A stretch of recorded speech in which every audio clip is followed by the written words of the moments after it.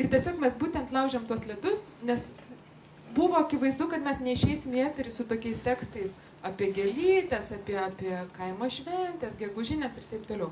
Ir iš tikrųjų kaimo žmonės mes išmokėm rašyti, kad meras atvažiavo pas mus pavalgyti cepelinų ir taip toliau. Tai buvo tekstai, kurie vėliau išėjo į Omni eterį. Turbūt pirmoji konferencija, kurioje mes tiesiog kalbėjom ne apie blogus, o apie rašymą internetui, tai buvo mūsų surengta vis dėlto. Ir čia jūs matot Delfi redaktorę Moniką Garbačiauskaitę, kuri ir kalba apie internetinę žiniasklaidą ir apie mokymą rašyti internete. Vėliau mes iš tikrųjų, kadangi įsisuko tas mechanizmas su tekstais, ir dabar aš jums galiu pasakyti paprastą dalyką, Bendruomenės LT šiandien yra 2 žmonės. Tai esu aš, kuri praktiškai nieko neprisideda prie šito portalo veiklos, apart to, kad važinėja ir kartais apie jį kažkur papasakoja. Ir tai yra kitas žmogus, kuris šiandien sėdėjo šitoj auditorijoje, kaip svarbios žiniasklaidos redaktorius ir turbūt niekas iš jo aplinkos net nežino, kad jisai dirba su bendruomenėm taip pat. Tai reiškia, kad praktiškai šiandien bendruomenių portalas tai yra į jį retkarčiais užmetama akis. Tekstai sukasi pilnai kaimo žmonių pajėgumais. Bet mums to neužteko, norėjosi naujų iššūkių ir mes pagalvojom, žiūrėdami vėlgi užsienio pavyzdžius, man teko išvažiuoti kelias konferencijas užsienį, kad iš tikrųjų ateina video turinio, vartotojų generuojamo video turinio era. Ir mes pagalvojom, kodėl negalėtų ateiti reportažai, filmuoti reportažai iš kaimo. Vėlgi, užsukom konkursą. Aišku, pasakysiu, kad čia mes tokios sėkmės neturėjom kaip su straipsniais. Į pirmąjį mūsų konkursą atsiliepė 12 reportažų. Ir mes jų laukiam dieną naktį, galvojom, kad iš viso konkursas neįvyks.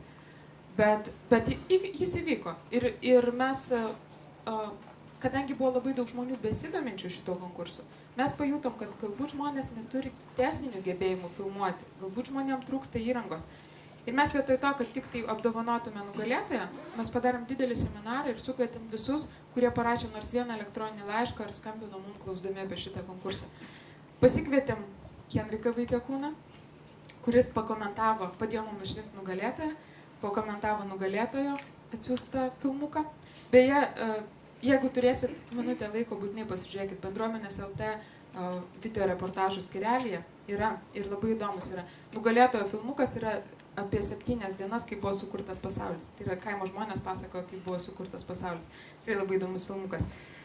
Ir mes padarėm tokį video reportažų kūrimo seminarą, atsinešė Henrikas Vaitiekūnas savo senus filmuotus reportažus prieš 10 metų, rodė klaidas, paskui buvo prisinešęs, buvo juostų savo konkurentų, sakė, va pasižiūrėkit, kokius absurdus rodo ir taip toliau.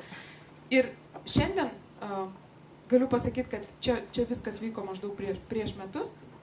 Ir šitą iniciatyvą mes buvom šiek tiek prigesinę, nes tiesiog visiškai nebuvo, mums labai reikėjo techniškai atsinaujinti. Pas mus problemos yra atvirkščios, pas daugelį technologijos eina prieki, o yra problemų, kaip rasti laiko rašyti, iš kur gauti turinį.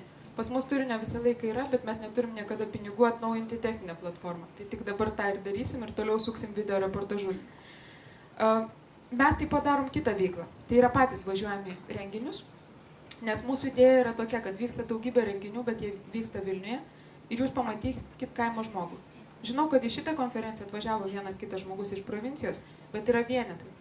Tai mes tiesiog patys važiuojame į renginius, filmuojam jos ir dedam į internetą, dedam normalią kokybę, dedam labai prastą kokybę.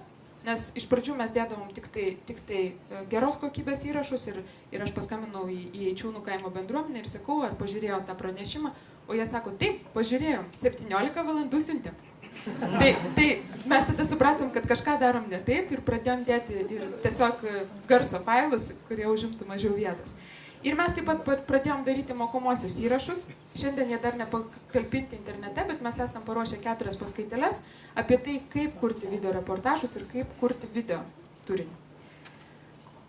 Taip pat viena įdomi sritis, kaip mes naudojam informacinės technologijas kaimo bendruomenių veiklai, tai yra advokatavimo akcijos internetu. Tų akcijų buvo visai nemažai, bet viena iš sėkmingiausių tai buvo kova dėl REIN projekto, mano minėto plačiojuosčio interneto projekto, kuris iš pradžių buvo vertinamas labai įvairiapusiškai. Daugybė aukšto lygio pareigūnų kalbėjo, kad šitas projektas yra nereikalingas, šitas projektas yra netikslingas, kaimų interneto nereikia. Kai kaimo žmonės juos visus užpuolė, tada jie pradėjo sakyti, kad kaimui interneto reikia, bet gal ne tokio greito. Ir tada užsisuko visas mechanizmas. Mes gavom į Bendruomenės LT redakciją Balnikų bendruomenės kreipimas į Lietuvos Respublikos prezidentą. Mes jį publikavom internete. Ir per 2 paras tenai pasirašė 200 kaimo organizacijų. Vėliau buvo eilės bendruomenių peticijos dėl REIN projekto. Paskui buvo tokia įdomi akcija, dėl kurios netgi mums teko kaip ir aiškintis ir žurnalistams. Viena kaimo bendruomenė tiesiog pasiūlė padaryti tokią akciją, kad visi rašytų elektroniniu paštu informacinės visuomenės plėtros komiteto direktoriui, ponui Masiuliui, klausdami pasiaiškinimo asmeninio apie tai, kodėl yra žlugdomas REIN projektas.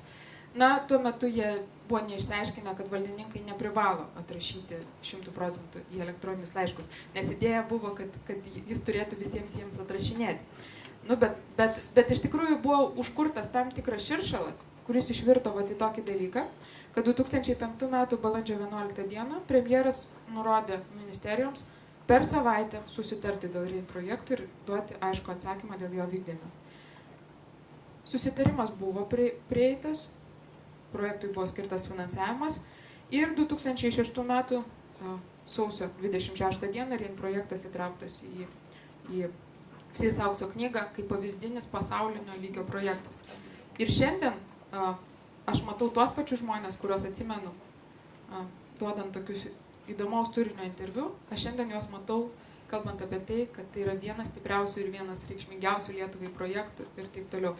Tai yra būtent žmonių jėga, kuri be abejo įtakojo ne tik šitie sprendimai, ekspertų išvados ir visi kiti dalykai, bet labai didelę reikšmę šitai akcijai turėjo ir kaimo bendruomenių dalyvavimas, o dalyvauti jos galėjo tik tai interneto pagalba. Iš tikrųjų, šitą iniciatyvą buvo pripažinta ir skaitmeninių bendruomenių link, gavo įvertinimą kaip 2004 metų geriausia iniciatyva skaitmeninės klasto mažinimo kategorijoje. Ir todėl mūsų idėja buvo tokia, mūsų idėja buvo užsukti šitą portalą, užsukti šitą veiklą ir perduoti kažkokiai organizacijai. Tokių organizacijų, kuriomis mes pasitikėtume, kurios tęstų šitą veiklą, mes neatradom. Ir šiandien mes iš tikrųjų planuojam toliau dirbti su šito projektu. Taip pat mes esam suplanavę tęsti videoblogų idėją, fotoblogų idėją.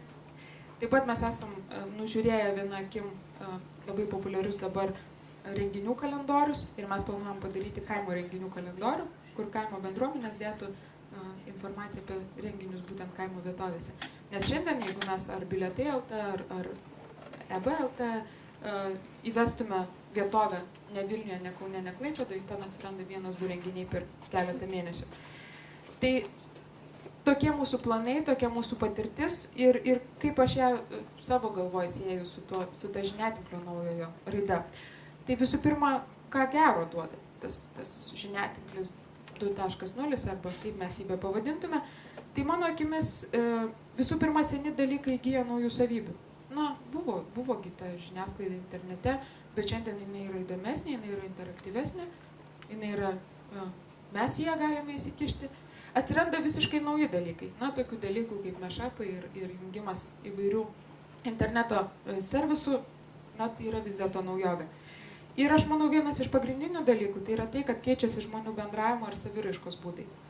Iš tikrųjų, tai, ką daro YouTube'as, tai, ką daro įvairios socialiniai tinklai, MySpace'as ir taip toliau, tai jau keičia tai, kaip žmonės bendrauja ir kaip žmonės reiškia save.